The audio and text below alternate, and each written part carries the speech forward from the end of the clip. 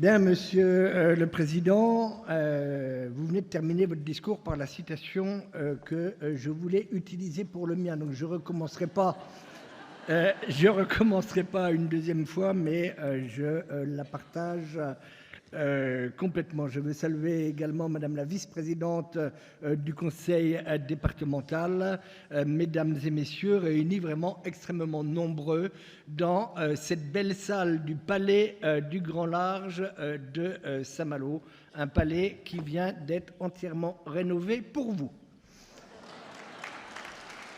Je veux vous dire tout le plaisir que la ville de Saint-Malo a à accueillir aujourd'hui les 43e Assises nationales du carrefour de l'action éducative en milieu ouvert. Vous avez dit qu'en 2006, vous étiez à Brest, vous êtes aujourd'hui à Saint-Malo, deux villes bretonnes, deux villes qui ont leurs spécificités. Ici, nous sommes à l'autre bout de la Bretagne. Vous aurez ainsi parcouru tout le parcours de notre belle région. Vous avez choisi aujourd'hui cette ville corsaire empreinte d'une histoire extrêmement riche entre Terre-Neuve, Jacques Cartier qui a découvert le Canada, le corsaire René Duguay-Trouin, Marc-Joseph Marion Dufresne, dont les boiseries de sa salle à manger ornent aujourd'hui le bureau du maire de Saint-Malo, ce qui en fait un des bureaux les plus beaux des maires de France, jalousés par tous. Mais je ne veux pas oublier aussi le corsaire Robert Surcouf, dont le bateau est amarré à proximité de ce lieu, et évidemment l'écrivain François-René Chateaubriand, qui a joué, je ne sais pas si vous avez eu le temps de vous promener depuis votre arrivée le long de la plage du Sillon, qualifiée encore cette année de plus belle plage de France. François-René Chateaubriand a joué sur les brise-lames qui bordent la digue du Sillon et qui ont un rôle précis, celle d'empêcher la ville d'être submergée par les vagues en cas de grande marée, en cas de houle un peu forte. Nous avons ici 450 hectares de notre ville, dont ce palais du Grand Large, qui se situe en zone submersible. Et les brise-lames sont là pour vous protéger pendant vos 3 jours de congrès. Saint-Malo, pour vous accueillir ici dans notre ville, c'est aussi une ville touristique très prisée et un bassin d'emploi, un centre économique des plus dynamiques. Doté d'une richesse patrimoniale et historique exceptionnelle, les Malouines et les Malouins, nous sommes fiers de notre cité et nous mettons tout en œuvre pour la préserver cette richesse de son histoire et préserver son littoral d'une qualité exceptionnelle. Le week-end de Pâques s'annonce. Si vous avez le temps, restez à Saint-Malo. Vous verrez, c'est une ville d'un dynamisme extraordinaire maintenant pendant tous les week-ends de l'année. Mais vous êtes aussi ici pour travailler. Et vous avez choisi pour ces 43e Assises nationales le thème sur les violences intrafamiliales, la libération de la parole. Je trouve pour ma part que c'est un très beau thème. Nous avons ici à Saint-Malo une unité spécialisée dans laquelle travaillent ensemble la gendarmerie, l'ensemble des intervenants sociaux, les médecins, c'est l'UEMA, qui agit pour faciliter la prise de parole de l'enfant quand il est confronté à des violences intrafamiliales. C'est une unité qui fait référence dans tout le pays, qui a fait l'objet de plusieurs reportages de télévision. Et moi, je veux rendre hommage à tous les intervenants sociaux qui agissent dans cette unité pour protéger les enfants qui, malheureusement, doivent s'y rendre. En tant que maire, je suis également attaché, et en préparant ces quelques mots, je me disais que c'était aussi un moyen de faciliter la parole de l'enfant, peut-être aussi faciliter celle des parents, parce qu'elle est, à mon avis, intimement liée à celle de l'enfant. J'ai souhaité mettre en place, dès le début de mon mandat, une direction de la famille et de l'enfance au sein de la collectivité. Avant, la famille et l'enfance étaient gérées complètement par le centre communal d'action sociale. J'ai souhaité, au sein même des services de la ville de Saint-Malo, regrouper cette direction de la famille et de l'enfance pour donner toutes les conditions aux familles et aux enfants quand ils sont confrontés à des difficultés, mais pas forcément que, parce que les difficultés, elles peuvent naître quand on ne s'occupe pas assez de vous pour leur donner toutes les conditions pour se retrouver, pour s'exprimer, pour faciliter l'aide à la parentalité, pour faciliter la prise de parole de l'enfant. J'étais, avant d'être maire, parlementaire. J'avais à cette occasion beaucoup discuté avec Adrien Taquet, alors secrétaire d'État à l'enfance, et il m'a proposé, dès le début de mon mandat, de m'inscrire dans ce processus des 1000 premiers jours qu'il a créé pendant sa période ministérielle. Eh bien, nous nous sommes pleinement inscrits et avons vraiment créé ce service, ces locaux. C'est encore en cours de structuration, mais ça, on voit bien tout l'intérêt qu'ils ont pour faciliter la parole de l'enfant, pour permettre aux enfants de se retrouver avec leurs parents, pour faciliter aussi les lieux de rencontre entre parents, enfants, quand les parents ne peuvent pas se rencontrer ensemble pour accueillir leur enfant. Tout ça, nous l'avons mis en place et aujourd'hui, alors il y a toujours énormément de progrès à réaliser, mais aujourd'hui je suis assez heureux du résultat de cette mise en place. Je connais aussi les problèmes de vos professions. J'ai le manque d'attractivité aussi de votre profession, auquel nous sommes aussi confrontés dans nos collectivités locales. Je rencontrais il y a quelques jours les techniciennes d'intervention sociale à domicile auprès des familles, les TISF, qui me disaient combien elles se sentaient isolées dans leur métier, isolées et en nombre insuffisant face à la demande qui leur était faite d'intervention au domicile des familles. Nous devons pleinement prendre conscience des difficultés de ces métiers et savoir également les soutenir. En tout cas, je souhaite que les travaux que vous entreprenez aujourd'hui soient bénéfiques avant tout pour les enfants, parce que ce sont eux que nous devons protéger et ce sont à eux que nous tenons le plus. Merci beaucoup à vous. Bon congrès. Je vous rejoindrai vendredi pour la venue de la ministre. Merci beaucoup, Monsieur le maire. La parole est à Madame Anne-Françoise Courteil, première vice-présidente du conseil départemental d'Ille-et-Vilaine, déléguée à la protection de l'enfance et à la prévention. Monsieur le Président, Monsieur le maire, Madame et Monsieur le Président, Mesdames et Messieurs en vos grades et qualités, puisque vous avez été largement et plus précisément salués par Monsieur le Président tout à l'heure, vous êtes très nombreux, c'est impressionnant cette salle bien remplie pour venir parler de ce sujet grave, mais avec quelques introductions un peu plus légères. Alors, pour ce qui me concerne, Monsieur le Président, je n'avais pas prévu de citer Nelson Mandela. Donc tout va bien pour l'instant. Peut-être aurais-je choisi, si j'avais pensé à une citation, une figure féminine, parce que Monsieur le maire a parlé des corsaires et de tous les personnages très masculins quand même. Il y a aussi quelques femmes, n'est-ce pas, dans l'histoire. Faut le dire. Il y a beaucoup de femmes. Il y a beaucoup de femmes ici, alors je ne prends pas beaucoup de risques en disant ça. Je ne vais pas refaire le guide touristique de Saint-Malo qui a été très bien fait par Monsieur le maire. Pour ce qui me concerne, je suis élue sur le canton de Montfort-sur-Meuse. Ça ne doit pas vous dire grand-chose, mais peut-être la forêt de Brocéliande vous dit quelque chose.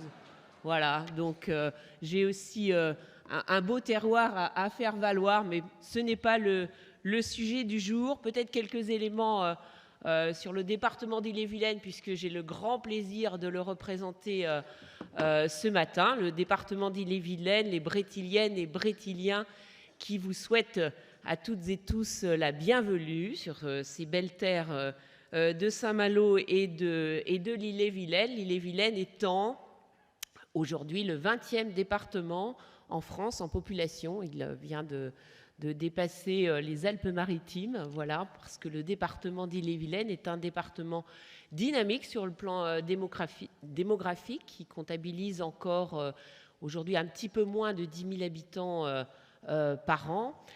C'est le 3e département en population de Bretagne, sur une population bretonne au total d'un peu plus de 3 400 000 Bretons et Bretonnes.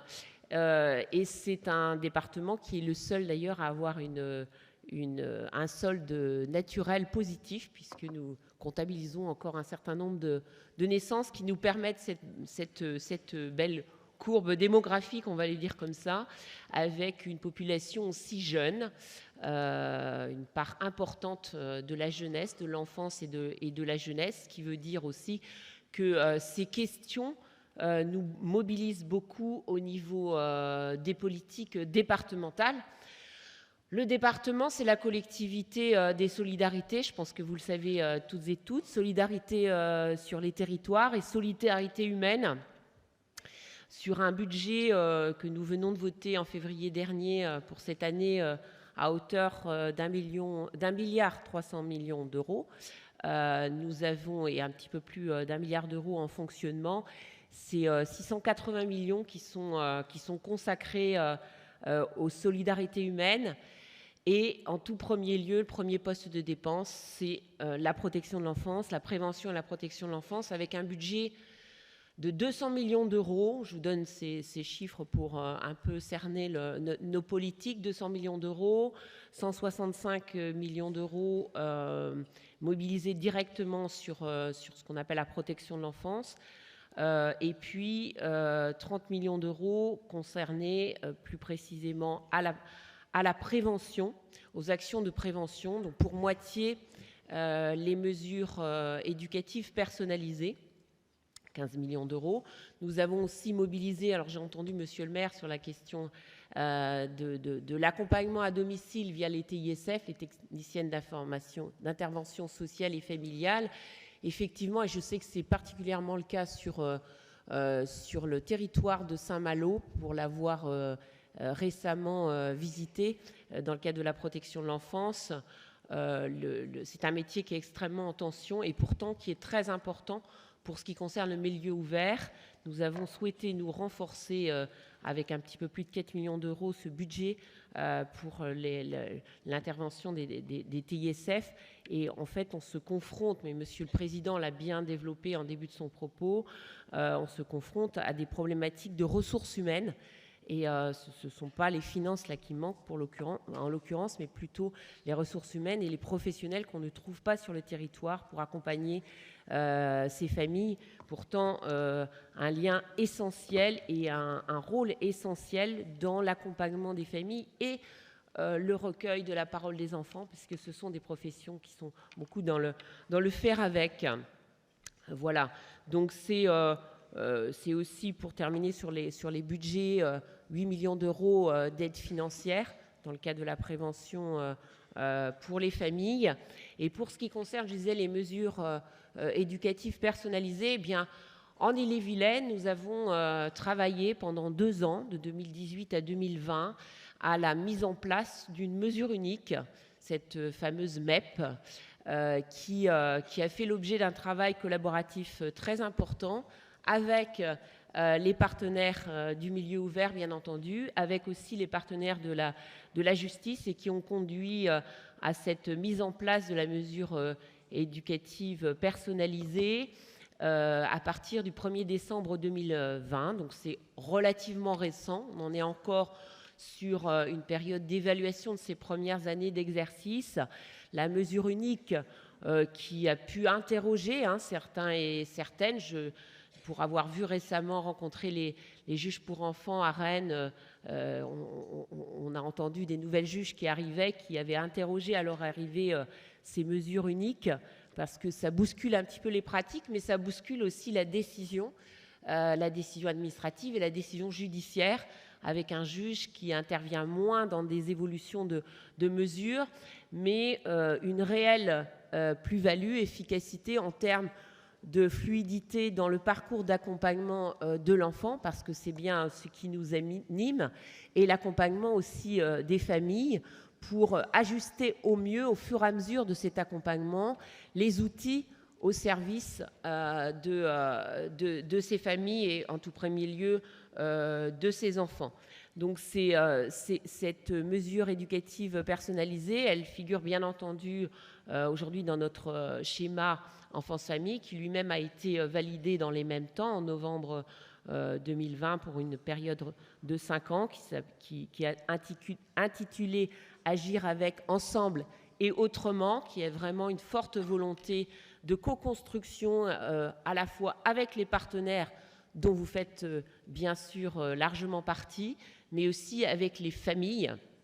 C'est bien pour ça qu'on parle de avec. Et nous avons l'an dernier organisé des états généraux de la prévention et de la protection de l'enfance en Ille-et-Vilaine qui ont mobilisé les acteurs et les familles sur une période de 6 mois, sur la première partie de l'année 2022, et qui se sont conclus par un temps fort des États généraux qui ont eu lieu en juin dernier. Et je dois dire que ça a été un fait tout à fait marquant qui a abouti à la proposition concrète de 36 mesures, dont des mesures liées à l'accompagnement au domicile des familles, des enfants. Et donc aujourd'hui, eh bien, nous avons mis en place un comité de suivi de ce schéma et de ces états généraux pour que nous continuions à être attentifs, à veiller à ce que ces mesures concrètes, elles se déploient dans les temps que nous avons envisagés. Voilà pour ce qui concerne globalement la politique prévention et protection de l'enfance du département. Vraiment, j'insiste sur le partenariat qui est pour nous précieux parce que la collectivité départementale, elle est dite chef de la prévention et la protection de l'enfance. C'est elle qui recueille notamment et est en charge de traiter les informations préoccupantes. Mais la collectivité départementale, elle ne peut rien faire sans ses partenaires pour agir au plus près et au mieux pour les familles. Concernant la thématique de ce jour, avec la question des violences intrafamiliales et de la parole de l'enfant et des conséquences pour l'enfant, rappeler pour ce qui concerne la collectivité départementale. Alors vous en avez une illustration puisque nos animateurs ont présenté le contenu de la mallette avec le violentomètre, qui est un outil qui a été porté par le département ainsi qu'un guide sur les violences intrafamiliales. Le département est engagé depuis longtemps sur ces questions de violences intrafamiliales avec le déploiement notamment de 6 réseaux vifs, violences intrafamiliales, dont je crois d'ailleurs que le réseau vif de Saint-Malo doit avoir un atelier pendant ces assises pour présenter ces actions. Nous avons aussi, je peux citer plusieurs choses, mais je pense notamment à la contribution du département qui a été très acteur pour développer les intervenants sociaux en gendarmerie, dont a parlé monsieur le maire, je crois, tout à l'heure. Il y a aujourd'hui 8 intervenants sociaux en gendarmerie qui permettent d'accompagner en gendarmerie et en police, et auprès de la police, qui permettent d'accompagner les professionnels de l'ordre, on va dire, police et gendarmes, qui eux sont des intervenants sociaux, donc à profil travailleurs sociaux, pour accompagner l'accueil et le recueil aussi de l'information des enfants et des femmes, bien entendu, qui sont victimes. Sur les éléments, citer aussi le projet important, projet phare de la création d'une maison des femmes à Rennes qui devrait être créée d'ici la fin de cette année 2023, c'est l'objectif, qui est un travail aussi de co-construction auquel participe le département d'Ille-et-Vilaine, qui est donc un lieu d'accueil pour les femmes victimes, mais aussi qui veut être un lieu d'accueil pour les enfants et un lieu d'animation aussi de la parentalité autour de ces questions de violences intrafamiliales qui sont malheureusement si présentes dans les situations que vous avez à connaître dans l'exercice de vos missions. Je voudrais terminer sur ce catalogue, on va dire, des mesures et des actions vraiment brièvement brossé par moi, qui n'est absolument incomplet, mais vous pouvez trouver tous ces éléments sur notre site, notamment de la collectivité départementale, par le travail de réécriture d'un guide. On avait en 2004 créé un guide du signalement. En 2019, on a créé un guide des informations préoccupantes. Et là, on est en train de finaliser un nouveau guide à destination des partenaires qui se veut plus interactif d'ailleurs, puisqu'il sera principalement utilisable de manière dématérialisée, qui devrait sortir d'ici l'été prochain, et qui met l'accent notamment sur l'amélioration de la qualité du recueil de la parole de l'enfant. Donc je pense que c'est à souligner dans le cadre de vos travaux aujourd'hui. Je pense que ça intéressera au moins les partenaires de notre département avec qui nous travaillons et nous continuerons à travailler. Pour ne pas être trop longue dans mon propos, je voudrais tout simplement terminer en remerciant les organisateurs, le CNAEMO et tous ceux qui se sont mobilisés pour ces journées. Vous remercier d'avoir choisi l'Ille-et-Vilaine, d'avoir choisi donc Saint-Malo, belle destination comme l'a dit Monsieur le maire, et de s'être emparé de ces questions autour des violences intrafamiliales, de la place de la parole de l'enfant. Voilà un sujet absolument utile et nécessaire même à travailler entre nous en partenariat, et puis vraiment remercier aussi l'ensemble des collaborateurs, collaboratrices du département qui œuvrent au quotidien dans ces missions compliquées de prévention et de protection de l'enfance, avec une pensée toute particulière. Les propos qui ont été tenus, certains propos très engagés, sur la question aujourd'hui de la protection de l'enfance et des acteurs de la protection de l'enfance, de la difficulté à exercer vos missions, à porter ces politiques. Eh bien, je voudrais avoir une pensée toute particulière pour celles et ceux qui sont directement mobilisés sur le terrain, qui sont directement mobilisés au quotidien auprès des enfants et auprès de leurs familles. Merci à toutes et tous.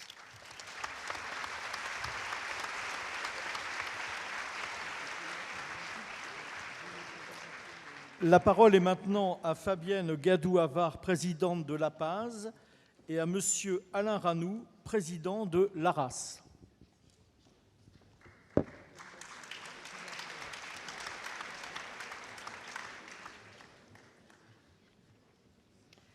Mesdames et messieurs, bienvenue à ces 43e assises du CNAEMO, organisées, comme l'a dit Monsieur le maire, dans cette très belle ville de Saint-Malo, chargée d'histoire.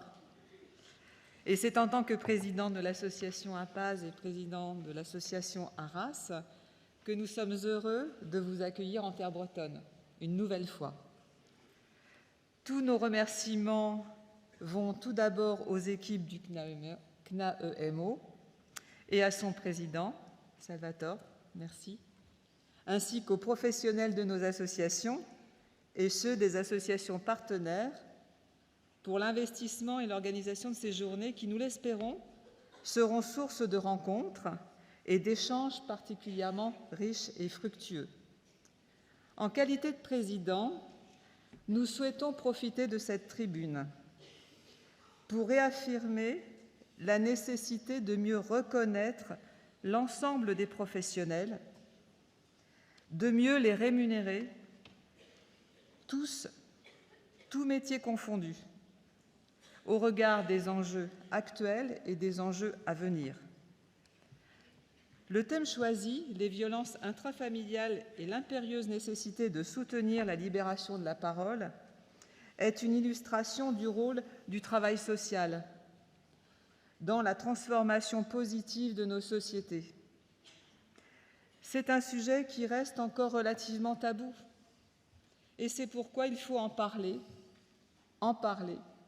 et encore en parler, afin de sensibiliser la société, mais aussi les politiques. Il s'agit d'entendre les enfants, d'entendre les femmes, d'entendre les hommes concernés, ainsi que renforcer le travail en réseau des acteurs, c'est-à-dire vous, en capacité à la fois de les écouter et de les accompagner. Donc, même si le phénomène MeToo a permis d'accélérer la libération de la parole des femmes victimes de violences, lorsque celle-ci touche la famille et la problématique devient alors différente, car elle est source de secrets et met en péril non seulement un groupe, mais un groupe où le transgénérationnel est en jeu. Ce sont dans ces situations que l'horreur, et je dis bien l'horreur des actes perpétrés par des personnes de confiance sont les plus traumatiques et source de perturbations identitaires précoces. Cela risque d'impacter de façon dramatique les enfants et leur devenir une fois adultes. Les formes de violence intrafamiliales, comme sociales, sont multiples. Ce sont des violences sexuelles, psychologiques, physiques, économiques, et la liste pourrait encore être particulièrement longue. Mais nous ne pouvons qu'espérer que les pouvoirs publics oseront un jour, au-delà des clivages partisans, et ils sont malheureusement nombreux, suivre la proposition de Mme Yaël Braun-Pivet, présidente de l'Assemblée nationale, qui est l'idée de lancer un MeToo de l'enfance. Le combat est cependant loin d'être gagné et que notre société arrête enfin d'être sourde. Car il nous faut cesser de tolérer l'intolérable. Et je répète, cesser de tolérer l'intolérable. C'est pourquoi ces 3 journées, nous l'espérons en tout cas, seront source, et nous en sommes certains, non seulement d'un intense moment de réflexion, mais aussi de propositions, d'espoir et de partage. Merci à toutes et à tous de votre présence et que, grâce à vous, le combat continue. Merci.